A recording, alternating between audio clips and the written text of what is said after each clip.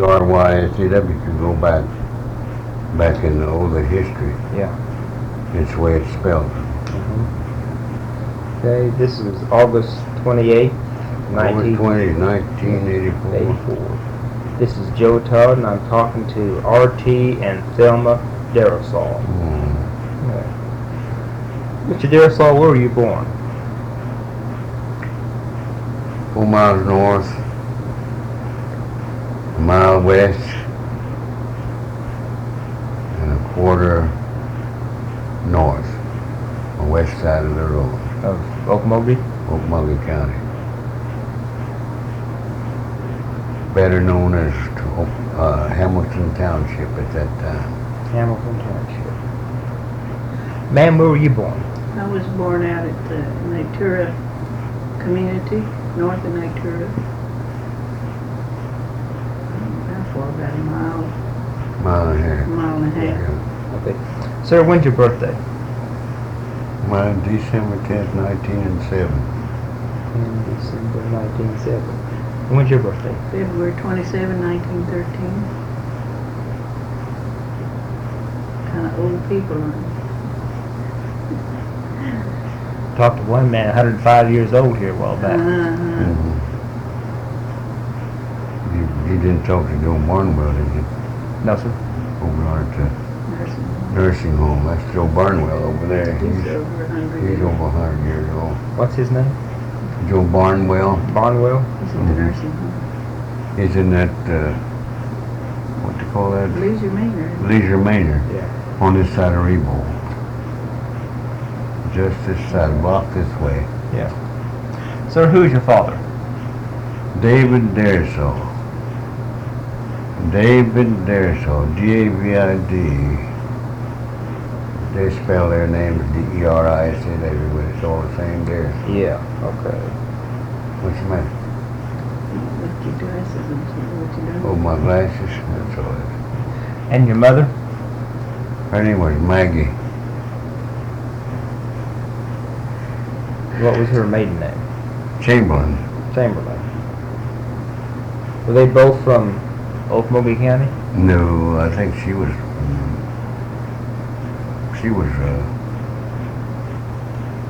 I guess she was Delaware and Cherokee, I think. Where's she from? They come from Illinois. Illinois. And your father was from here? Well, he come, I guess, his folks come from Alabama. Okay. What blood quantum Creek are you? Yeah, You, half, I was going at half. Half. Ma'am, who is your father? Jasper Bell, Jasper Bell. And your mother? Ruth Anderson Bell.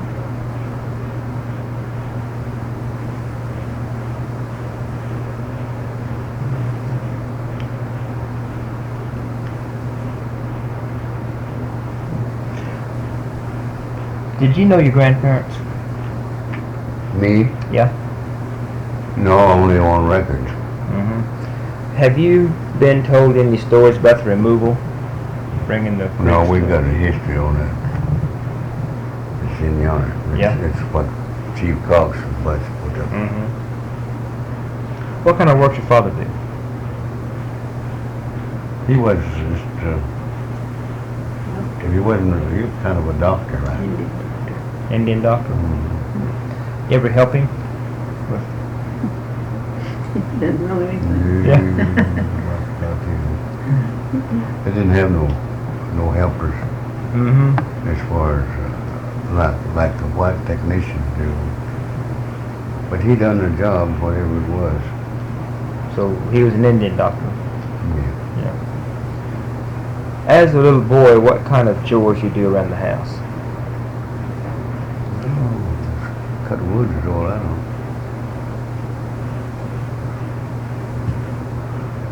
Do you know if the Creeks were in favor of statehood or against it? Or have you heard? Well, that territory days was just a little bit beyond me. Because everything closed up in 1907. Yeah. It's too bad didn't file for me, you see.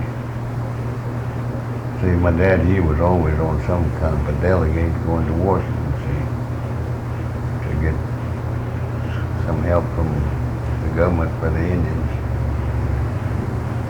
And my uncle stayed with us, I guess when I was born. He called me Roosevelt, after Roosevelt, you know, President Roosevelt. Yeah.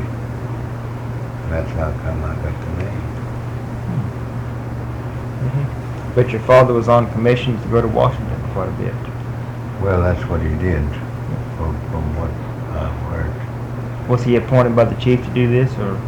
Well, I don't know whether they had a chief or not. If they did, I don't remember. Yeah. See, we got a chief recognized like Todd now, but they were chiefs somewhere, but they weren't noted as they are now, see. Like Kamar and just a few people noticed. And like Dode Mack does. We didn't know whether he is our chief or not, see. And besides, the places here, the lands weren't squared up like they are now. See what I mean? It's sectioned off. See, they were just open ranges. People moved here. They didn't like this place. Maybe they stay here to make a crop and then go beyond and move over beyond there. Just different places. Yeah.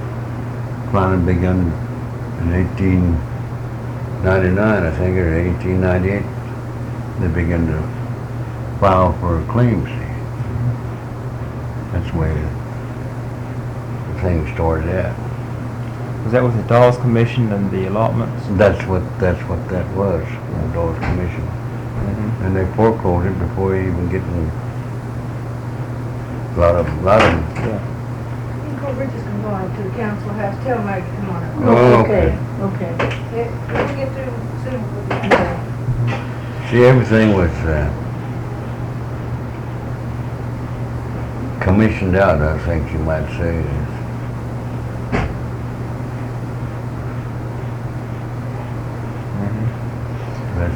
That's why I guess I was eligible to receive land, but I never did get any, see. How come? They just didn't file. They didn't file? A lot of pregnant women, they told them to file, give them a name or something, see, so they'd have a record. But I don't think they were, some of the Indians weren't up to the understanding of whatever was supposed to be going on. See, nobody could explain to them. See, they just probably went out and got them and brought them in and had them signed. See, I don't think it's just the Indians. And some of the white people got on them rolls, and some of the freedmen got on rolls. See, freedmen they were slaves under the Indians. See, freedmen. And then they were freed. See, they got a hunk of land. The Indians gave them a hunk of land between here and Muskogee. All out in there, you'll notice they got good land out there. If you go to Muskogee, you'll see them big tracks out there. You never see them out there. I mean, I don't know when they work. They must work in the evening or early in the morning. But anyway, clear to Haskell. And from Tulsa to Holdenville, Creek Nation. A lot of land. That, though, don't you? You got a map You got- of Creek yeah. Nation? Well, you got all of that then. Ma'am, what kind of work did your father do? What did he do? I He don't was even know. interpreting. He was liver stable. He had a liver stable down here. The livery stable. That's when they ranked horses, buggies. Yeah, like what was the that. name of the livery stable? I don't know. I couldn't tell you that. What kind of work did you do around the house as a little girl? As a little girl? Yeah. Well, I had to do everything. I was the only child. Well, I had a brother, but he's quite a bit older. I was the only one home. I had to help my mother iron clothes. I hated to iron. See, she was a laundress. She took in the laundry. I had to help her. You had to gather clothes in. I didn't have to hang them out, but I had to gather them. Did you live in town at that time? You live in Okmulgee? Yes. Can you describe what downtown looked like in your childhood? Well, I remember Parkinson Hotel. That was on 7th Street. Mm-hmm. I remember that hotel. 7th Street, next to the RPM Theater there. I don't know too much of downtown because we never did. Then they had the Never did streetcar go coming there. up that way.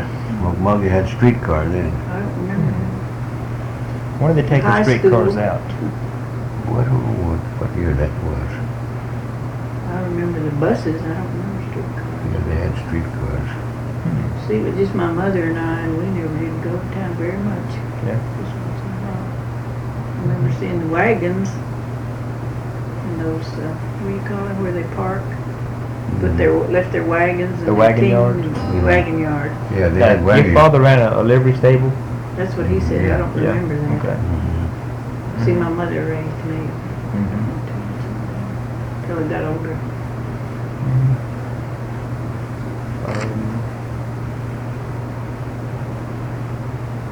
Where'd you all start school? Where? Yeah. I started right here at Woodrow Wilson. It's torn down now. Where'd you start? I went out here at Queens Valley, right north of the airport on that next section. Queens Valley? Queens Valley. Was it a one-room school? 2. Two. One facing this way and one facing this way. The bell set outside there, and we'd ring that big old bell. Then that consolidated with Preston, and I started going to school up here at Preston. And after Preston, I went to Nuwaka Mission, 12 miles west of here. Okay. And after that, I went to Euchee Mission, Sapulpa. Then from there, I went to Lawrence, Kansas, Haskell Institute. Haskell. Tell me about Nuwaka. Nuwaka. Well, it was a boarding school. You stay in the dormitory there? Yeah, I stayed in dormitory, stayed there. How big was the dormitory? Oh, there, we've had 2 dormitories. Large boys and small boys. Is that what they call home one and home two? That's right. When you first went there, were you in home one? Who did you interview? I was talking to. Did you see some of the pictures over here in that library?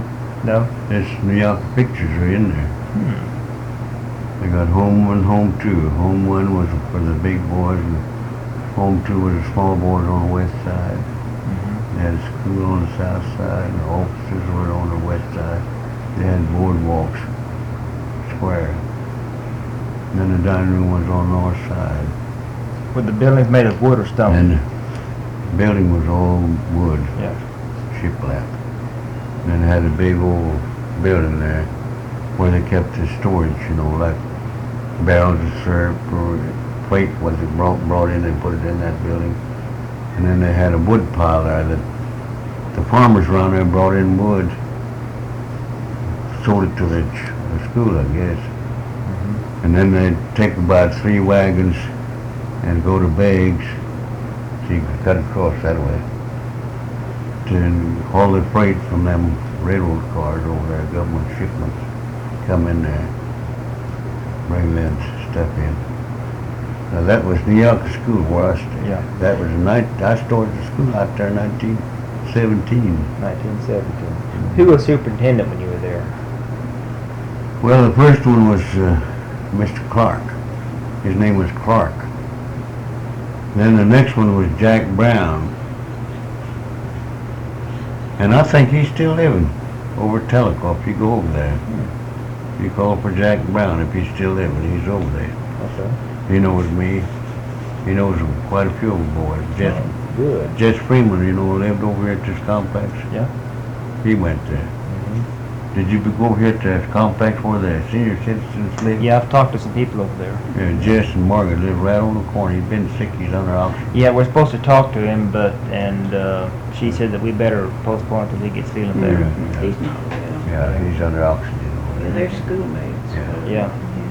Yeah. Did you raise your own food there at the mission? Well, some they did.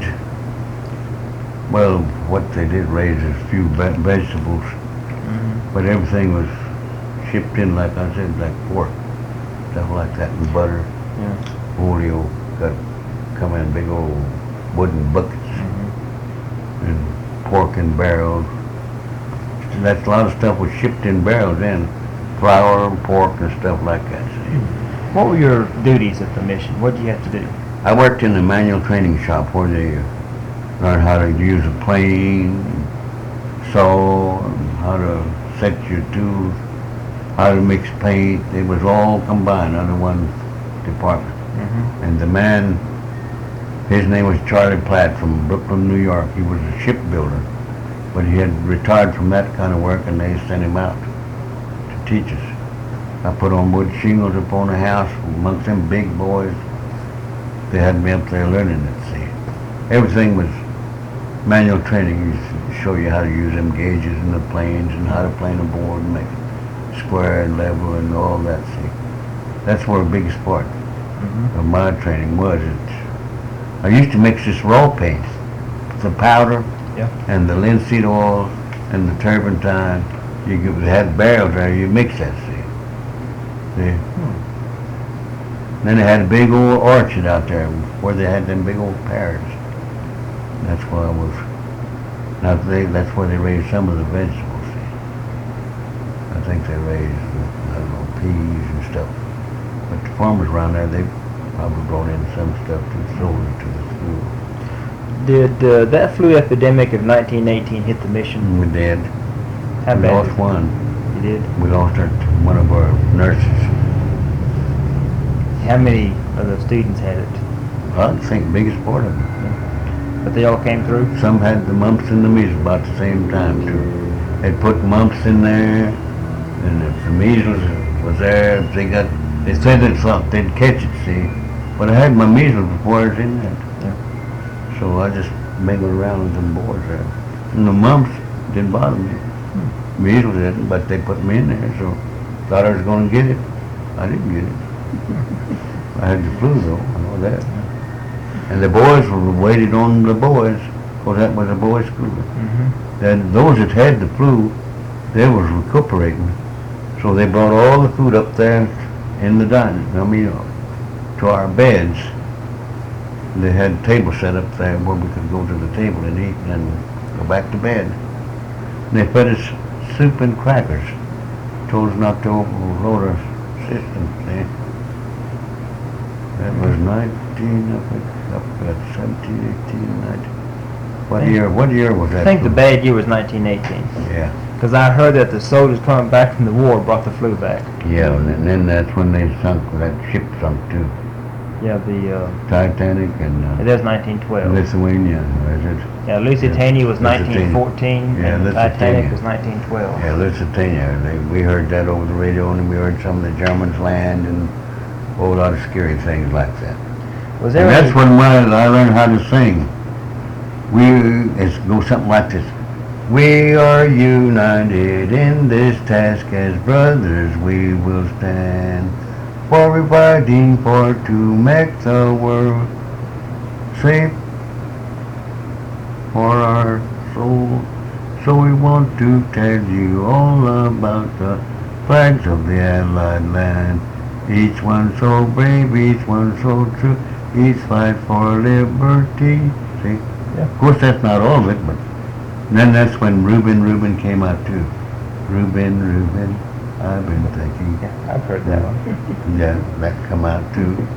And then, what else? Oh, everything's about the flags of the United Land, and that's when the United States began to go over there, see? Yeah. Because the Fed and his group had to help the Americans, see? So in return, we was paying them back. You read the story. Oh yeah. Was there any organized effort at the school to help the war effort? World War If I? there were, it must have been in, I don't know whether our group did, because ours was a small group. I think our student body was about 100, 190 or something like that. How long did you go to school there? I went there since 1917 up to 20, I think it was, somewhere along there. And then you went to Euchee? Yeah, I went to Euchee Mission. How come you went to Euchee? Well, I just when I left there, they were selling that school to the Baptist Mission. Okay. See, so I went to Sapulpa. I had went to Preston right out here, close to home, but I just went up there because didn't have nobody to cook for us. See, just me and my dad, and my brother and sister. My sister got married. And Well, describe the Euchee Mission. Euchee Mission. When I went up there, I went up there and stayed, I think it was 3 or 4 months. In the meantime, Dad bought me a pair of mules, iron gray mules, good working mules. And I was going to try to do some plowing or farming around the house. But when I was up there, the mules had got out. And I got letters that the mules got out. But up there at the mission, during the time I stayed up there, they brought me they heard I could cut hair, see. They brought me a clipper, but no comb and brush. And I told them, I said, look, you'll have to get me a comb and scissors, because I can use the clippers all right. Make it look just like the comb had cut the hair. Well, I said, maybe we'll see if we can, next time we'll manage it. I said, go ahead and cut these boys' hair. Then we have boys, you know.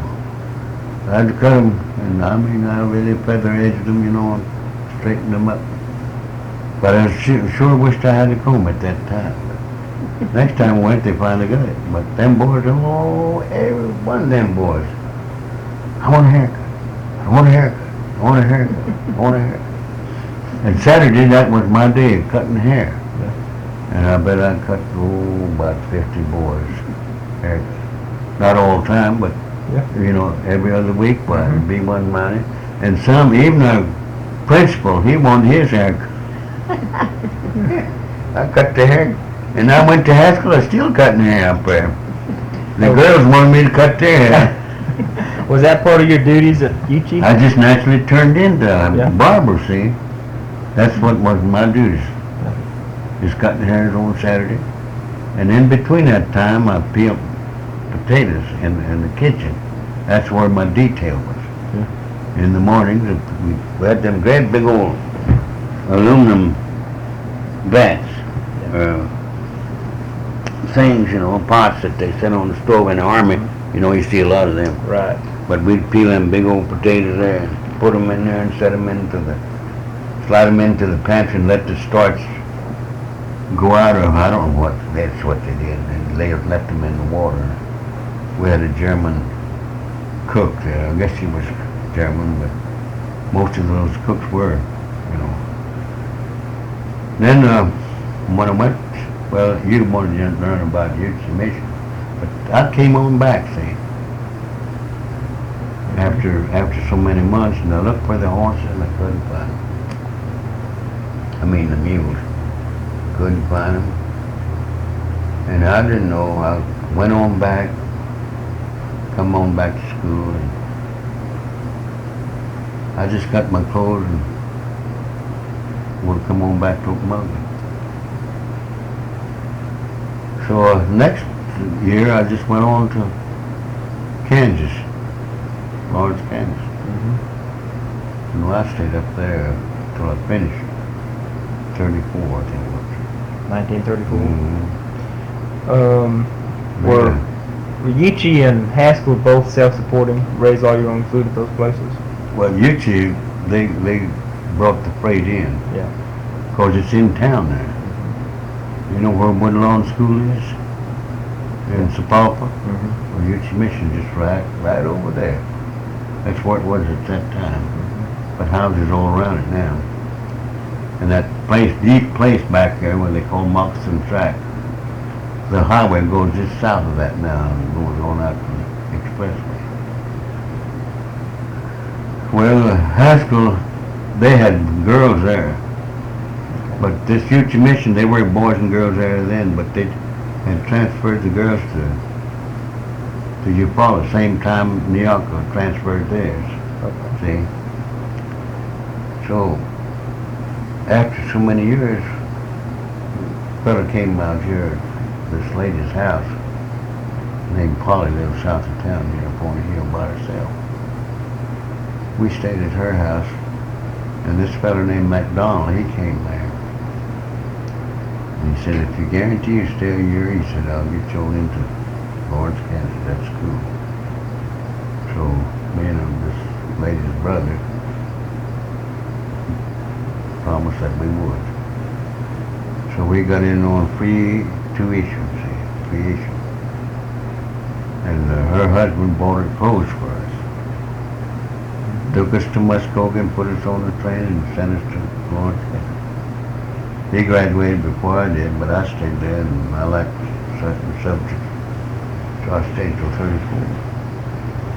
How did But the, on that place up there had 800 acres. And they planted their potatoes, their turnips, their peas, all the vegetables they raised right there. Big old Idaho russes boy. what were your duties up there at Haskell? What'd you do? Well, first I done auto mechanics. I drove a truck, bringing the baggage for the school students. Then another detail, I worked in the boiler room, operating them big old Heine boilers there. Blowed the whistle. There's a whistle about that long. And a fire whistle, you run that thing up and down, and it's got a rod in it. Makes that sound. Operate them, boy, that was a soft job. Until one of them glasses busted, then I started running. It was too late. But anyway, I learned quite a bit of boiler plant operations. Were they coal, oil, No. boilers? Oh, yeah, that's what they were. They were oil burners. Oil burners, yeah. They were oil burners, and boy, they would set them things just right. We had one, what they call Scotch Marine boiler. It was round. Fires went through the vents, the tubes. That's kind of used on the ships, you see. And the other's set up above. Then the fire box is just like a little room, and it burns down here and heat goes up. Well, I had two of them, and one Scotch Marine boiler, and then pumps. They had them pumps that all these buildings were steam heated and even cooked. We had main line to the kitchen. Everything was cooked. They had them big cookers, about that big around. And so high, little girls, they had to stand up on these stools and get a paddle and stir them big chunks of meat in there. See, all she had to do is turn a valve, Okay. That gravy, they'd take them chunks of meat out, put them in a pan, set them on a hot table, conveyor. They'd take them into a place where there was a table, and they'd slice that meat off there, see. Everything, you ever eat steam cooked stuff? Yeah. It ain't like you fry it on the skillet. I know. It's kind of hard to get used to it, but when it, and gravy, and we even have a big old copper kettle coffee pot, coffee maker, big tall one. We had one Cherokee girl, she's a little short, long, and they'd pour your own coffee there, by the dishpan, dump it in there. That girl, boy, everybody knew her, 'cause she knew how to make coffee. Did you live in the dorm at Haskell? Yeah, I lived in the dorm up there. Yeah. The girl stayed over at their building. Well, I even operated the sewer plant before I left the place, because I worked. It was connected with the engineering department. The old man that was the head of that, he used to operate I guess it must have been Frisco Railroad. See, he used to be an old engineer. See, his name was Dreer. And he said, Roosevelt, he said, when you get used to this plant down here, he said, it pays good. He said, you can work in here, whichever one you want, but I'm just giving you just a choice. He said, this is all right too. But he said, you already got the experience in this place here. Well, I said, well, I'll try that. I went down there, and all you do is test that water. You test that water. You got a little centimeter little jar Mm-hmm. with the centimeters on it. And the clock setting up there. You check that water, and when you go down there, put it in that thing and set the time up there. See, if it's on 9 o'clock, you can tell how long will that stuff will settle in there, see. Yeah. And then when the weather gets changeable, like we're going along pretty good now, everything's going good. And when the weather changes, you change too. Your system changes. Yeah. Same way with that machine down there. That bacteria begins to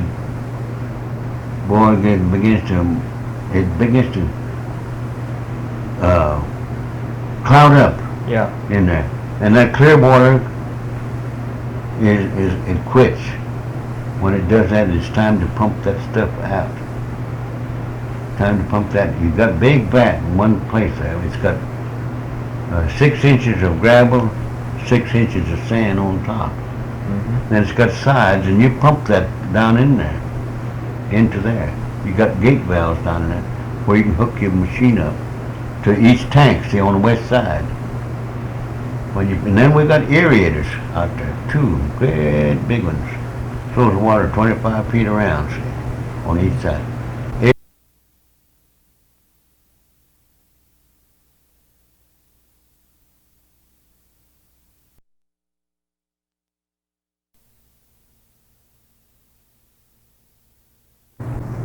Beg pardon?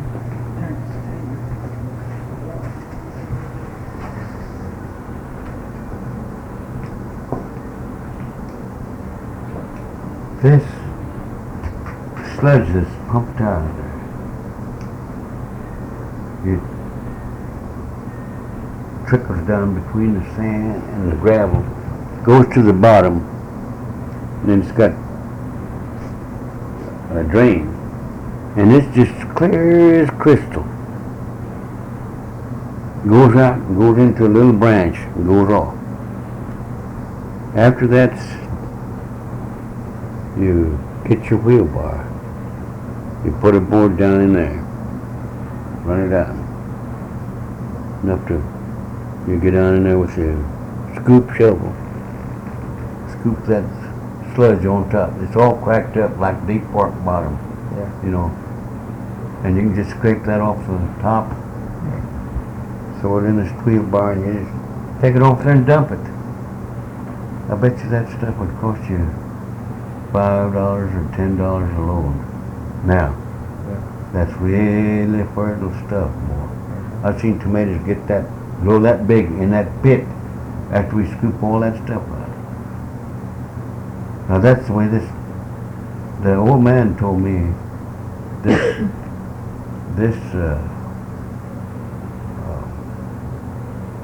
architecture work came from Germany. It's a big H as you look at it, but it's 30 feet deep. That is 12 and 30 feet, I don't know which. Anyway, it's deep enough. And they have a well there. It separates too, and it comes up clear. It's all going all the time. And this man says this operates just like your system in your stomach. Every bit, from the beginning to the end, see, till it's clear. And that water, we wouldn't let nothing go out there unless it's clear as crystal. He said that water could be drinkable if you was really thirsty. No smell, no nothing. That's the way these schools, now they having trouble down here with they put something in there, but they don't know how to operate it. There's certain ways to operate that thing, and when you get that set, it's just like when you set your boilers, when you got them pumps are working, and you got a certain amount of water running to them boilers, your steam stays there, and then your water's just giving it so much, see, running. Now, I've operated them boilers, and I could set them boilers, I'd go off and sit down if I want to, but I always walked around there in case, see. And that inspector would come there. Once a month, you'd have to pop them big boilers on, run it to 225 or 250. When it got to 255, pow! Boy, them old boilers are ready to blow. I sure used to get scared for those old boilers going up. That's a safety valve? Yeah, the state required you to do that. How do you And then they set come that? there and inspect them. How do you set that safety valve? Well, we had, see the little valves are up here, Mm-hmm. and you got a long rod coming down there with a T on it. Mm-hmm. You can turn that up, and then your water gauges are on here, and then if you're not used to them water gauges going up and down, you got two water gauges here, and squirt some water out, steam, you know. But we watch them water gauges. When you're filling them, they'll come and go up and come down, see, come and go down. And then your steam pressure will go down too when you put them in there. But if you don't want your steam pressure to go down, you have to just pinch just a little bit so you keep so much water coming in. Sometimes when your steam pressure goes down, them machines will start clicking back on it, or water rather, run out. Now there's the end, brings the water from all the lines from the buildings. Then we got a tank down there that pumps that, the water comes into it. See? And these two pumps, two sections of pumps on each side here, they're pumping water into these boards. See? And then it heats to 212 degrees, just at the boiling point. And when that water goes in there, it's just ready to make steam. See? Yeah. Now that's the way you're working when you're working in a power plant. Mm-hmm. That's the way I was taught, and anything else you fool with, that's the way it works. When you fool around a power plant like that. He's a jack of all trades, and That's- master of none. That's the power plant He does operation. everything. He did, I mean, Mm-hmm. able now. How about your school? How far did you go through school? I graduated from Okmulgee High, You did what year? 1933. 1933. We never did have a reunion until last year. We had a 50-year reunion. That was something really special. It was really nice. How did the Depression affect you too? The 1930s. We didn't have anything. That's when we got married. What year? We were right in the middle of the depression. Yeah, 34. 34. 34 after graduated up, come down here. We'll have been married 50 years in October. Yeah. October. Yes, sir. Well, we didn't have much. This, We made this it little old somehow. two-room house at that time, this year. This one? Yeah, I put the floors down there. Mm-hmm. I built the windows there. The windows were just plain windows. But I put rollers in them 2x4s. You'd be surprised if them rollers can't. And you use this 1x4 box and 5. Those windows are solid. When you take one out, you take the whole thing out. I mean, you just have to take the window. Yeah. That's These why- casings are not in there. And them rollers, they were inside that 2x4 was pulled just enough to cover that. Then sheetrock. That's why I say he's a jack of all trades, master of none. Yeah, even built them cabinets Yeah, back there. he Put the foundation under this house. Were you in the military? National Guards is the old thing in Lawrence, National Kansas. 137th Infantry. Machine gun company. Kansas National Guard? Mm-hmm. Fort Riley, Kansas, where we go. Or Camp Whitside. He You've was been in up the there, school Kansas, band. Junction City? Yeah, I was in the school band. He hadn't told you about that. I've been in the school band and the dance orchestra Tell me about the school band. Where at? at Haskell. Haskell? That's where I started. I started as a snare drummer and then I got to be the bass drummer. And I got a boy, he wanted to travel so bad. I told him, get our bandmaster. I notified him and he said, well, we'll see if we can get him a suit and he can go with us. So I had a big Marine band, big old drum, about that high. And I couldn't lug that whole thing by myself. So and I went to the harness shop where they handled that, had a strap made with a buckle here to hook onto that. Mm-hmm. And he's done the rest by toting it on his back. He took care of the bass drum, and I took care of the cymbal. And so whenever we'd go travel somewhere, he had to do it. Well, we got teamwork. See, wherever we go, he took care of the drum. That's good. That's the way we prayed in Kansas City, Missouri, Kansas City, Kansas. Played it all up in there. And then at home, we played in the gym for the dance hall. That's when we had two orchestras, one on each side.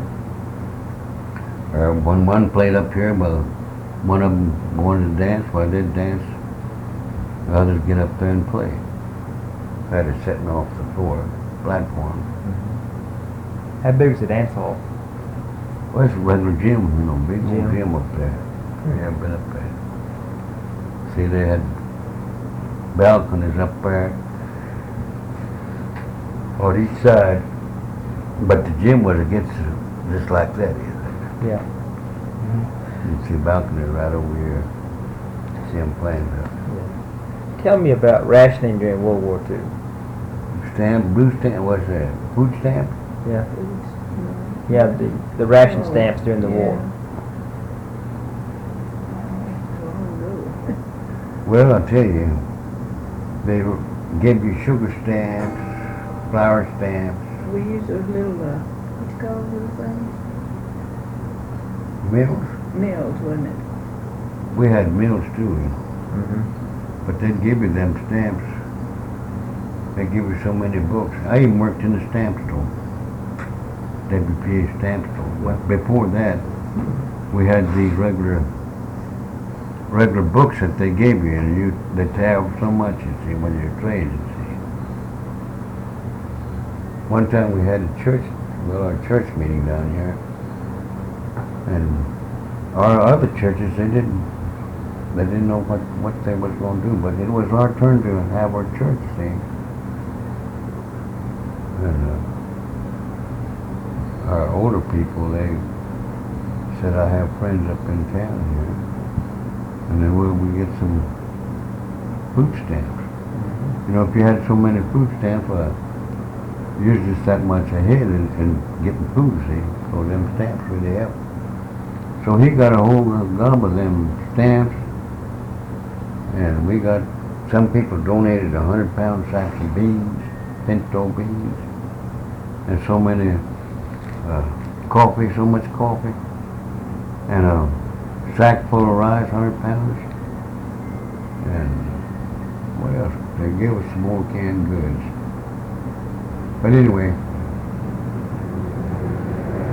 and we had reserved money to buy our meat. Where'd we get that money? Because there wasn't much money during the Depression. When Vanpo got what they had in the treasury, they bought the hog meat, but the beans and the rice and the coffee and the sugar, that was donated from these merchants in town. And then we used them stamps to buy whatever we could in between there, see? What you're allowed to trade with.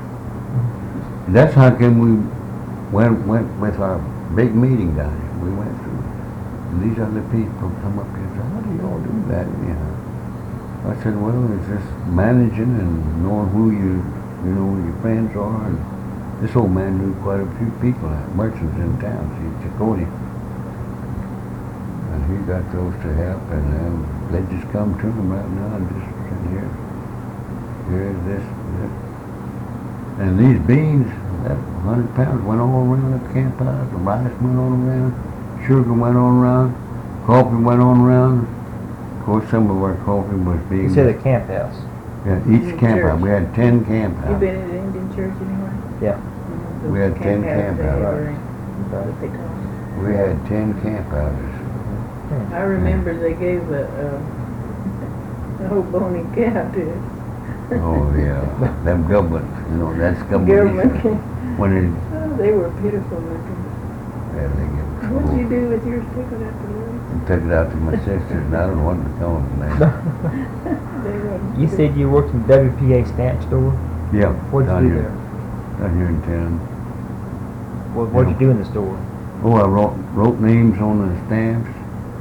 We'd sell stamps over at Morris, over at Hoffman, up at Beggs, up at Hectorville, up there with the Beggs, and then down at Henrietta. That was our route, not one day, but the next day we'd go this. Next day we'd go there. Take care of all them people, see. And you work for WPA doing that? Yeah. Did you work for WPA? Oh, She worked for I worked for CWA. Bureau of Indian Affairs.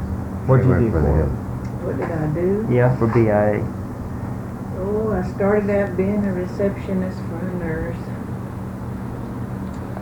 And I did a little bit of everything there, like weighing babies and getting things ready for the doctor. You know, the doctor would come once a week. And then from there, I turned out to be a typist and clerk, you know, payroll clerk. I've done a little bit of everything. She went to school out here at college. I went out to Texas for a while. What time y'all supposed to have dinner? 12. Don't worry about it. We'll make it. It's just right over here. Let me see.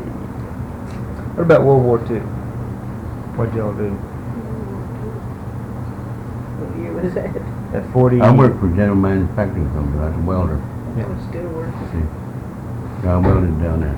Where at? Where's that located? West Street, down the street here. Down here. Big, tall tin building. Yeah. I built it.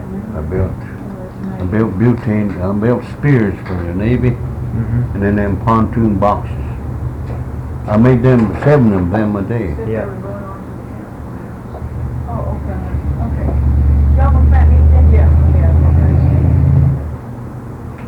What else you get? Everything? That's What else you get? Everything? see, I welded tanks. Welded them big old round tanks for black and silvers of Oklahoma City. Separators. Made them up here. But during wartime, we made them spears and big old balls for them pontoons, you know, guide the ships in there, buoys. Right. We made them. We used to work 12. I didn't work then, did We I? made them, and No, I well, I done more welding in there than ever did. Mm-hmm. Up overhead, flat weld, everything. Because I know he used to work 12 hours a day there. Cutting torch and stuff. Rode the bicycle with it. Yeah, I rode a bicycle We in the couldn't back. afford a car. He saved up enough money and bought that little, Mhm. what was it?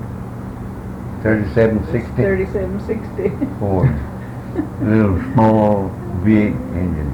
Mm-hmm. He English saves one. money where I don't. Have you heard any stories about the creeks, the old traditional stories? Well, I don't know. I couldn't tell you very many. Mm-hmm. Let's see.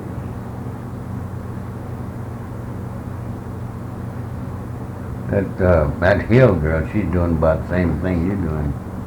Who's this? Clifton Hill's girl, Clifton her Hill. sister. Mm-hmm. Where does she live? She's over. She lives in Oklahoma City or somewhere. She's from out Or of state. Arizona. Or Arizona, I think she's from out of there. Yeah. Mm-hmm. Yeah. She wanted some Indian lore or history or stuff like that. She's at her table. I told her one of them old stories was, I don't know how true it is or how right it is, but I told her there's 2 tie snakes in the river, opposite where the river makes a bend and comes right back, you know. And this rabbit, he was in between, he was talking to this, and he said, I bet you I cannot put it. Telling this tie snake, you know, Indians always say tie snake. And he telling the same story to this one over here. He said, they set a date when to outpull each other. See, he said, I bet you can outpull you. He said, I bet you can't. He said, well, we'll set a date, so. He said, I'll be back certain date and we'll see. So he gets this other tie snake to get his tail out. And this one over here, he tied them together, see, like that. And he says, now pull. And they pull and they pull and they pull and they pull. Never could pull each other out of the water. You know. But they found out this rabbit was lying. He's standing back watching to see these pulling against each other. And that's one of the stories that one old Indian was telling about. And I just heard that. I don't know how true that is, but that was the story. Mm-hmm. One of the Indian lore. Yeah. If there's any other, I don't know. Yeah. Bob used to tell about different things about screech owls. You know, screech owls come up and going to tell you something, see, or hoot owls, like they usually come up and sit in the tree out there. One time I heard one out there sound like he's gritting his teeth with his beak, making that hoo sound. And I had a little old bandy rooster out there, and I thought he was going to get, you know, had a smell on him or something. Anyway, I went out there, and he's sitting up in that tree there. And the other one must have been mates. They went towards the river, you know. So I came back in here. And they always say that when them owls come around, they always bring some kind of sound or something like that, or telling something, message, you know.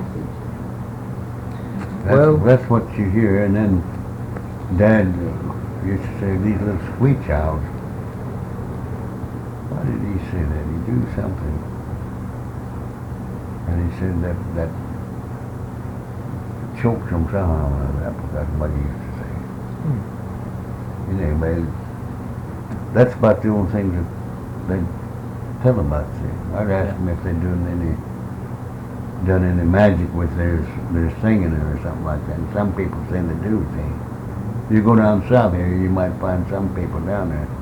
They might put the witch on you, jinx on you. But there was really Indians down in there towards Hannah and Dustin down in there. You might. Anything else y'all want to talk about? He'll talk to you all day if you listen. Do you know some old Indians down there around Dustin and Hannah? No, I don't know. We never have been down in that area. I haven't been. Met some people from Well, I think we have. We've talked a while. It's getting close to dinner time. You got quite a bit of information on your cassette there. Well, I appreciate it. And now some people have taken some songs with them, like my niece. I sang some songs for them. What kind of songs? Indian Creek songs, Creek. church songs. Oh, church songs. They take too long to sing. Yeah. How many, do you have a group at church that sings? Oh, Okay. yeah, all of them. I'd like to come over Those sometime that and can. And you know what a good time for you to come would be September 16th on Sunday. They're having what they call a homecoming at our church. Some of the history will be They shown. have songs Oh, yeah. September 16th. at Newtown. Have you been down that way? I've heard of it. I don't know where it is. Mile west of this corner down here. I'll get a hold of Gary and Yeah. Yeah. Mile west, then Half a mile. half a mile north is on that side of the road. that's September Yeah, you 16th. can't go nowhere but go to turn that corner and go north. There's two houses on the south of that church. Okay. You can't miss that. What time is it? 1:45? Yeah, just about. Well, it's about